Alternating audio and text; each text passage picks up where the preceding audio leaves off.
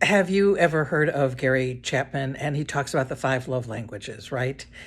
And he talks about the love tank, that you're filled up with love and you're full and you have the energy and the love to reciprocate to somebody.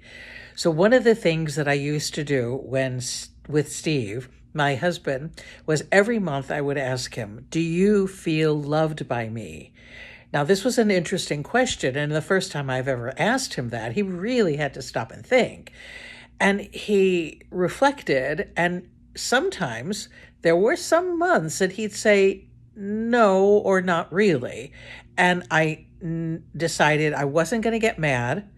This is his feedback. And so I would then look at him and say, I will do better next month.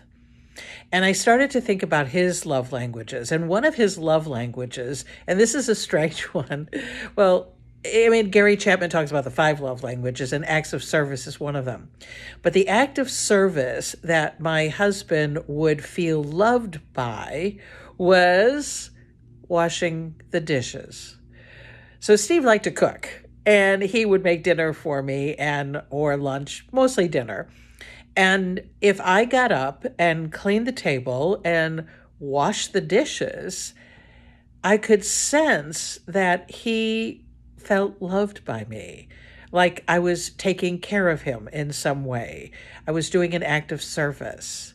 And I tested it out a few times, and I noticed that every time I would wash the dishes, he would always be kinder. He would do something, go out of his way to take care of me. Isn't that interesting? So I want you to be a detective, and I want you to figure out which of the five love languages your partner has.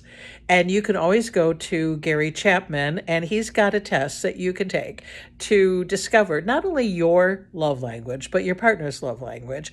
And you can talk about it.